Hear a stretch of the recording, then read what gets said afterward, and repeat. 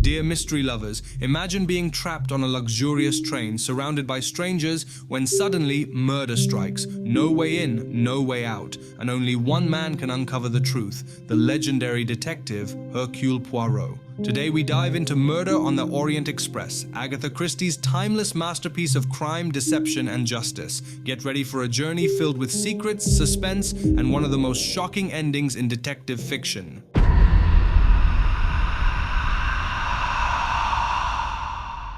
The novel begins with the introduction of Hercule Poirot, the world-famous Belgian detective. Fresh from solving a case in Syria, he prepares to board the Orient Express. Sharing his compartment are two British passengers, Mary Debenham, a composed young governess, and Colonel Arbuthnot, a reserved military man. Poirot observes their dynamic and notes Arbuthnot's dismissive attitude toward him. During the journey, Poirot overhears a cryptic exchange between Mary and the Colonel. Mary tells him, "Not now. Not now. When it's all over, when it's behind us, then..." Poirot takes note of their conversation, though its meaning remains unclear. The train arrives in Haydapasha and Poirot checks into the Tocatlian Hotel. While dining in the hotel's restaurant, he runs into an old friend, Monsieur Bouc, director of a train company. As they chat, their attention drifts to a nearby table where an older American man, Mr. Ratchet, dines with his secretary, Hector McQueen. Poirot immediately senses something unsettling about Ratchet, describing him as having the presence of a savage animal. After lunch, Poirot and Bouc board the luxurious Orient Express, setting off on a 3-day journey across Europe, one that will soon take a deadly turn. The next day, Poirot joins Bouc in the restaurant car for lunch. As they observe their fellow passengers, Bouc remarks on the diverse mix of people aboard the train, noting how they are all bound together in close quarters, unable to escape one another. Poirot takes in the scene. A swarthy Italian picks his teeth with enthusiasm, a reserved Englishman sits stiffly with the demeanor of a well-trained servant, and a loud American in a flashy suit commands attention. After Bouc leaves, Poirot is approached by Mr. Ratchet,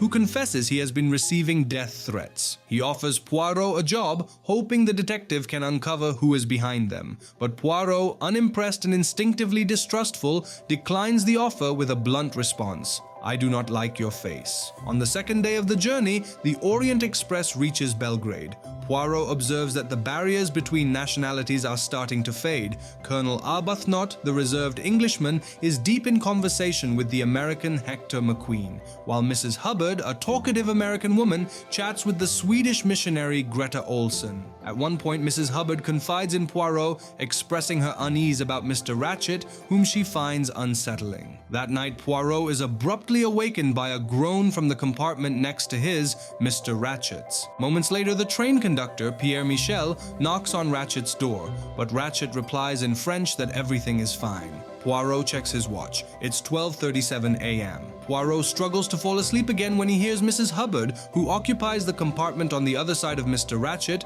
ringing her bell to summon the conductor. Poirot listens as she insists that a man was in her room, though the conductor, Pierre Michel, finds this claim absurd given the cramped compartments. Shortly after, Poirot himself calls for the conductor to request a glass of mineral water. Their conversation is uneventful, but just as Poirot settles in again, he hears a thud outside his door. When he peeks into the corridor, he catches a glimpse of a woman in a scarlet kimono retreating into the shadows. At the far end of the train car, the conductor is seated, diligently writing figures on a sheet of paper. The train is eerily silent. Poirot returns to his bed and finally falls asleep. By morning, the passengers gather in the restaurant car, discussing their shared predicament. The train is stranded in the snow. The inconvenience has, for the moment, united them despite their different backgrounds. Poirot is conversing with Mary Debenham when Bouc urgently calls for him. Bouc reveals that Mr. Ratchet has been murdered overnight. Dr. Constantine, a Greek doctor, is also present as Bouc explains that Ratchet's compartment window was left open, seemingly to suggest the murderer escaped that way. However, there are no footprints in the snow outside, proving that the open window was merely a false clue. With no escape possible, one thing is certain: the murderer is with us, on the train now. Since there are a number of characters traveling in the train, let's have a quick name and their intro. M. Bouc is the director of the train company, and Dr. Constantine is a doctor. Mr. Ratchet is the victim who was killed. Mrs. Hubbard is the talkative American lady. We have Count and Countess Andreni traveling on the train as well. Mary Debenham is the young governess who came along with Colonel Arbuthnot. Greta Olsen is the Swedish missionary. Pierre Michel is the conductor. Princess Dragomirov was also traveling along with her maid Hildegard Schmidt, Cyrus Hardman, a private detective that Mr. Ratchet hired for protection. Hector McQueen is Mr. Ratchet's secretary, and Masterman Mr. Ratchet's valet. We can see other characters when they come. Poirot begins his investigation by questioning Hector McQueen, Mr. Ratchet's secretary. McQueen isn't shocked by the murder, explaining that his employer had been receiving death threats. He also suspects that Ratchet had changed his identity to escape something or someone in America. Poirot examines the threatening letters McQueen provides and notices an unusual detail. The message appears to be written by multiple people, likely to disguise the handwriting. McQueen last saw Ratchet alive the previous evening before heading to bed. After the interview, Poirot tells Book that McQueen seems honest and unlikely to have committed such a brutal crime. However, he refuses to rule anyone out just yet, insisting that all passengers remain suspects until the case is solved. Poirot and Dr. Constantine enter Mr. Ratchet's compartment to examine the body and search for clues. Dr. Constantine determines that Ratchet was stabbed 12 times, but the wounds are inconsistent. Some are deep, others are shallow, and they appear to have been inflicted by both a right-handed and a left-handed person. Poirot suggests this could mean there were two murderers, possibly a man and a woman. As they search the compartment, they uncover a series of clues: a woman's handkerchief embroidered with the letter H, a pipe cleaner, and a gold watch in Ratchet's breast pocket, stopped at 1:15 a.m., suggesting the time of death. However, Poirot finds the placement of these clues too obvious, as if they were deliberately left to mislead investigators. Among the other items found are two matches of different types and some burnt paper in the ashtray. Poirot carefully reconstructs the burned fragments and makes out the words, "Remember little Daisy Armstrong." He immediately realizes that Ratchet was actually Cassetti, the notorious criminal responsible for the kidnapping and murder of Daisy Armstrong, a case that had shocked the world years ago. One major question remains: how did the murderer escape? The window was left open, possibly to suggest an exit, but there were no footprints in the snow outside. This leaves only two possibilities: the murderer either left through the main door into the corridor or through the connecting door leading to Mrs. Hubbard's compartment. Poirot and Dr. Constantine relay their findings to Book, and Poirot explains the tragic history of the Armstrong family. Colonel Armstrong, a wealthy Englishman with ties to Wall Street, was married to Sonia Armstrong, the daughter of a famous American actress. Their daughter Daisy was kidnapped by a gang who demanded ransom. Though the family paid, they later discovered Daisy had already been murdered. The tragedy didn't end there. Sonia, who was pregnant at the time, suffered a miscarriage from the shock and died. Devastated, Colonel Armstrong later unalived himself. Adding to the sorrow, the family's young nursemaid, falsely accused of being involved in the crime, unalived herself by jumping from a window. 6 months after the case, authorities arrested Cassetti as the mastermind behind the kidnapping. However, using his wealth and influence, he escaped justice on a technicality. Now, years later, it appears someone has finally taken revenge. Determined to uncover the truth, Poirot asks Book to clear the restaurant car so he can conduct interviews with all the passengers. The search for the murderer begins. Poirot, joined by Book and Dr. Constantine, begins questioning Pierre Michel, the wagon-lit conductor. Pierre recounts his activities that night, confirming that he checked on Mr. Ratchet, an interaction Poirot himself had overheard. He also recalls passing McQueen's compartment, where McQueen and Colonel Arbuthnot were engaged in conversation. Later, Pierre was summoned by Princess Dragomirov, who asked him to fetch her maid, Hildegard Schmidt. After that, he spent the rest of the night seated in the corridor where Poirot had seen him. Pierre also confirms seeing a figure in a red silk kimono walking down the corridor, but denies hearing the strange thud outside Poirot's door. Poirot, Book, and Dr. Constantine question McQueen once more. McQueen recounts his conversation with Colonel Arbuthnot, which revolved around politics in India and prohibition in the United States. He recalls seeing a conductor pass by and briefly noticing a woman in a red silk kimono, though he didn't get a clear look at her face or see her return. Poirot then inquires whether McQueen and Mr. Ratchet typically traveled in second class. McQueen confirms that they did when possible, adding that he would always enter the compartments first to arrange his employer's luggage in his own space. Satisfied with the answers, Poirot thanks McQueen for his time. Poirot, Book, and Dr. Constantine interview Edward Henry Masterman, Mr. Ratchet's valet. Masterman remains composed and formal, expressing indifference toward his employer and admitting a general dislike for Americans. He claims to have been unaware of Cassetti's true identity, but acknowledges knowing about the Armstrong case. Masterman recounts his evening, mentioning that he shares a compartment with Antonio Foscarelli, who went to bed around 10:30 p.m. Due to a toothache, Masterman was awake until 4 a.m., but insists he heard nothing unusual during the night. When Poirot asks whether he smokes a pipe, hoping to link him to the pipe cleaner found in the victim's compartment, Masterman denies it. Poirot, Bouc, and Dr. Constantine interview Mrs. Hubbard, who insists that the murderer entered her compartment through the connecting door from Mr. Ratchett's room and later exited while she slept. To support her claim, she presents a metal button from a conductor's uniform, which she found in her compartment. She recalls that earlier that night she asked Greta Olson to check the bolt on the connecting door. Olson mistakenly opened Mr. Ratchett's door instead and was flustered when he laughed at her mistake.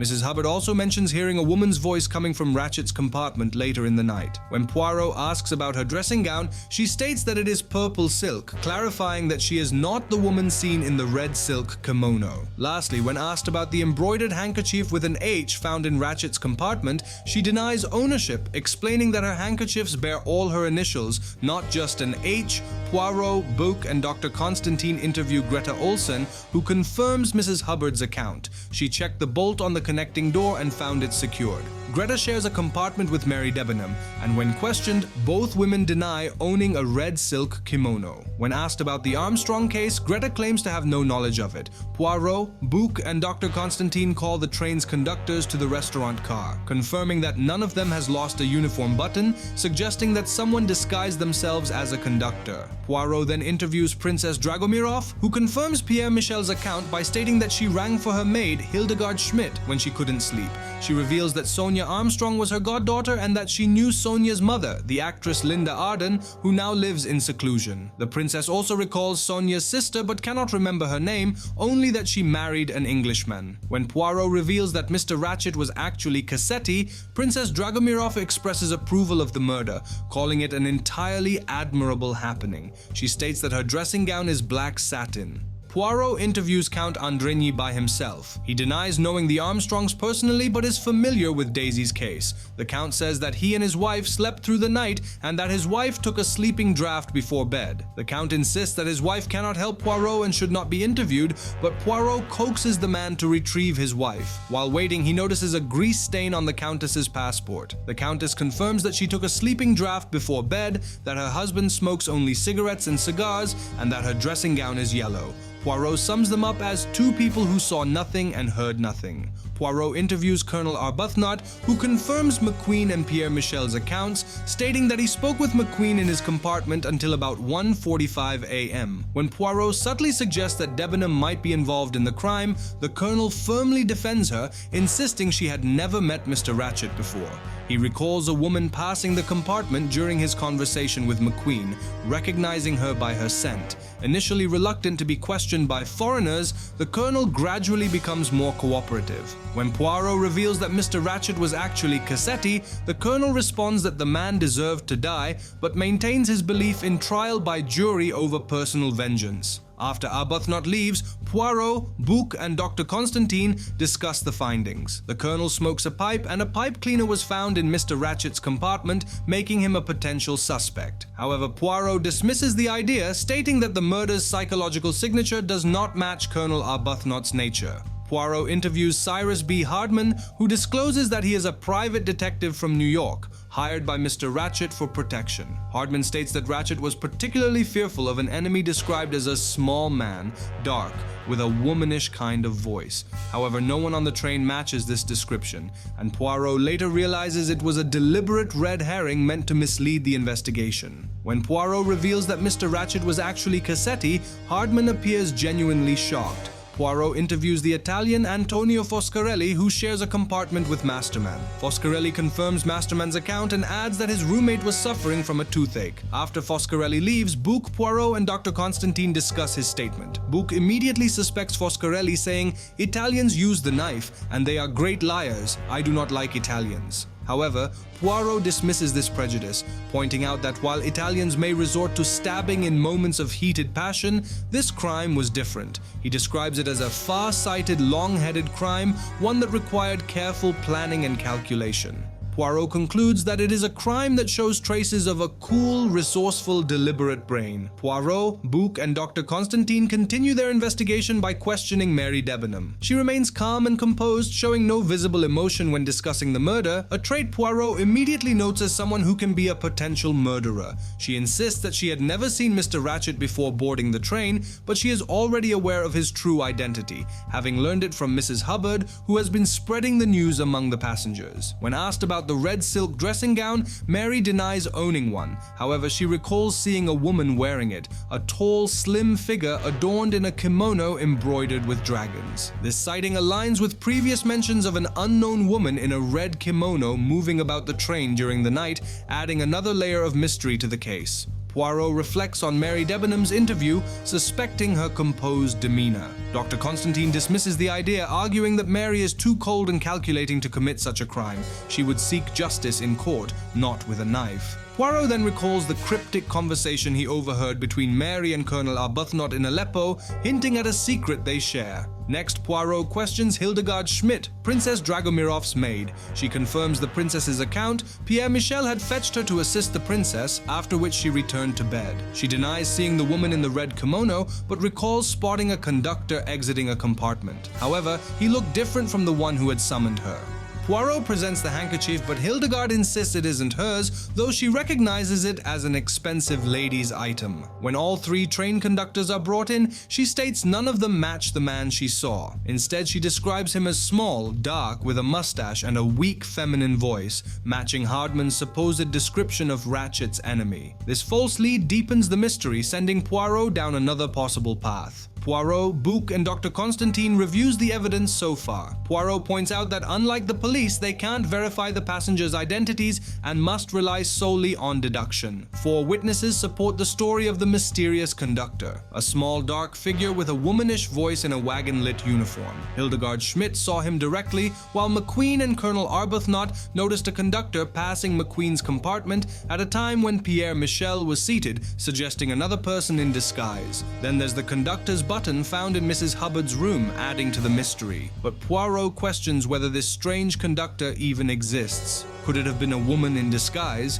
He predicts that the scarlet kimono will be found in a man's luggage and the conductor's uniform in a woman's. Just as they prepare to search, Mrs. Hubbard rushes in. Panicked, she's found a bloody knife in her bag. Then she faints. Dr. Constantine confirms that the knife found in Mrs. Hubbard's bag is the murder weapon, reinforcing her claim that the killer entered her compartment through the connecting door to Ratchet's. The murderer likely discarded the knife there, possibly losing a button from the fake conductor's uniform in the process. This also suggests that Greta may have mistakenly assumed the door was properly bolted. Poirot, Bouc, and Dr. Constantine begin searching the passenger's luggage. While going through Mary Debenham's, Poirot questions her about the cryptic conversation he overheard with Colonel Arbuthnot, but she refuses to explain. As predicted, the missing conductor's uniform is found in Hildegard Schmidt's suitcase, but the biggest shock comes when Poirot finds the red kimono, deliberately placed in his own luggage. He takes it as a direct challenge, intending to now definitely catch the murderer. Poirot, Bouc, and Dr. Constantine analyze the case further.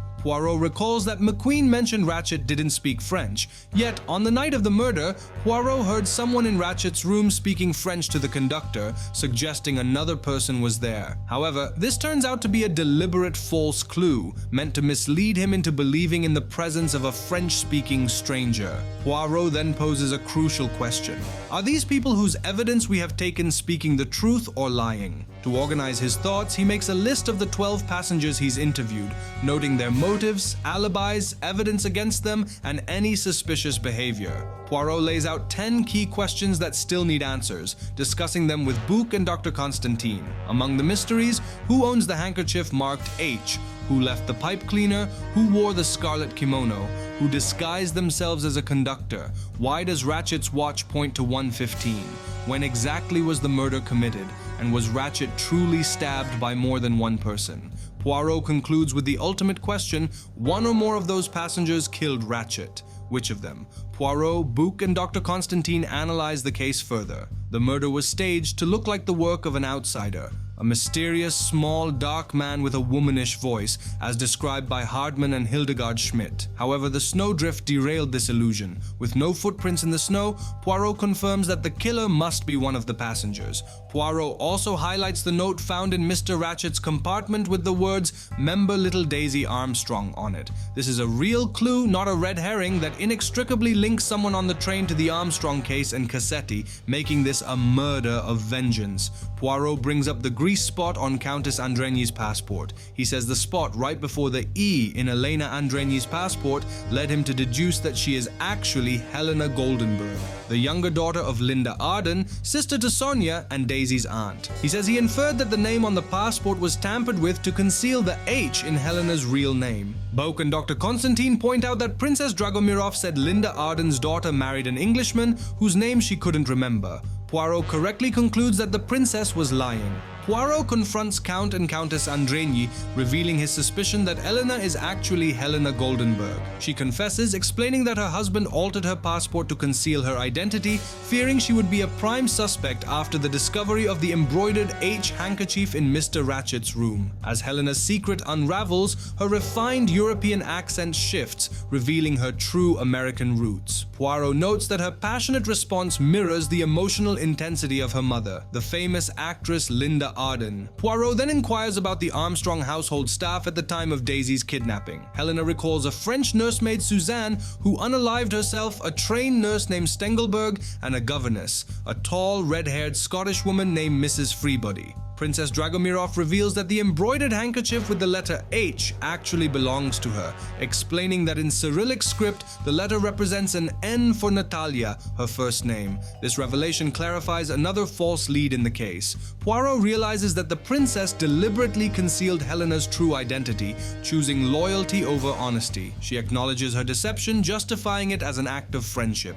To her, justice has already been served, and she does not regret her actions. As Poirot continues analyzing the case, he notes the overwhelming number of lies told during the investigation, recognizing how much misinformation had been deliberately placed to mislead him.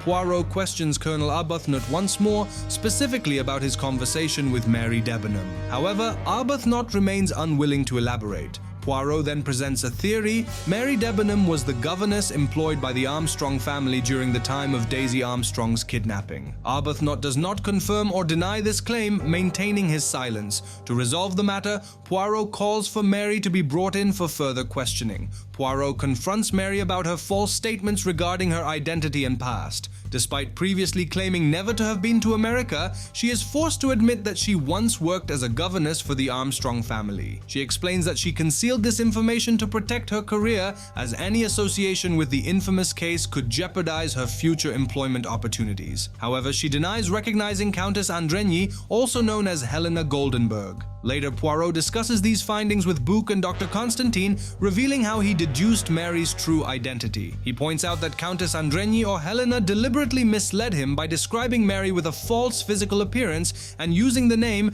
Miss Freebody. Poirot further explains that the Countess likely pulled this name from subconscious memory, as there is a well-known store in London called Debenham and Freebody, making it an accidental yet telling slip in her deception. Poirot, along with Book and Dr. Constantine, methodically uncovers the hidden past of the remaining passengers, exposing their connections to the Armstrong family. Antonio Foscarelli is revealed to have been the Armstrong's chauffeur. Greta Olsen, previously thought to be just a Swedish missionary, was actually the trained nurse who cared for Daisy Armstrong. Meanwhile, Masterman, who had been serving as Mr. Ratchet's valet, once worked as Colonel Armstrong's valet, further strengthening the links between the passengers and the tragic case. Poirot gathers all the passengers in the restaurant car, joined by Book and Dr. Constantine, to reveal his conclusions about the murder. He presents two theories. The first theory is the one the murderers intended for the authorities to believe, that an unknown intruder boarded the train, disguised themselves as a conductor, killed Mr. Ratchet, Cassetti,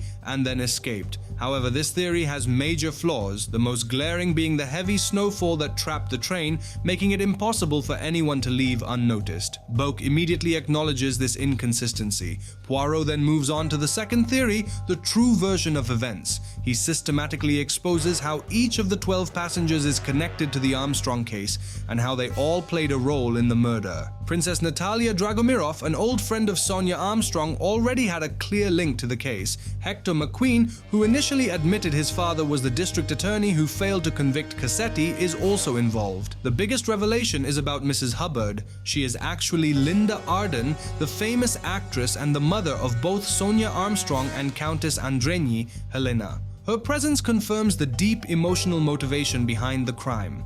Helena Andreni, previously known as Helena Goldenberg, is Sonia Armstrong's sister. Her husband, Count Andrigny, tried to shield her from suspicion, but his involvement stems from his desire to protect his wife. Mary Debenham, who initially denied any American connection, was actually the Armstrongs' governess. Colonel Arbuthnot, a close friend of Colonel Armstrong, is not only avenging his friend's family, but is also in love with Mary. Greta Olson was the Armstrongs' nurse, distinct from Suzanne, the nursemaid who died by suicide. Hildegard Schmidt was the Armstrongs' cook, while Pierre Michel, the conductor, is Suzanne's father. His daughter was falsely accused of complicity in the kidnapping and, unable to bear the shame, ended her life. Cyrus Hardman, the American detective, was in love with Suzanne, which motivated him to seek revenge against Cassetti. Masterman Mr. Ratchet's valet was previously Colonel Armstrong's valet, and Antonio Foscarelli was the Armstrong family's chauffeur. Each of them had suffered because of Cassetti's crime and had personal reasons to participate in his murder. Poirot explains that all 12 of these individuals conspired to kill Mr. Ratchet, enacting their own form of justice. He describes how he deduced their connections, beginning with Bouc's offhand remark about the passengers' diverse nationalities. Poirot reasoned that such a variety of people could only be found in an American household, leading him to suspect their roles in the Armstrong tragedy. He points out the subtle clues that revealed their lies. For instance, Mary Debenham claimed to have never been to the US, yet she used the distinctly American phrase long distance when referring to a phone call. Poirot also identifies deliberate distractions or red herrings planted to mislead the investigation. The French voice supposedly heard from Ratchet's compartment, the pipe placed to incriminate Colonel Arbuthnot, and the monogrammed handkerchief left behind to cast suspicion on Princess Dragomirov were all intended to divert attention. The woman in the red kimono and the mysterious figure impersonating a conductor were further attempts to confuse the case. Finally, Poirot states his ultimate realization: the presence of so many people with ties to the Armstrong case on the same train was not a coincidence.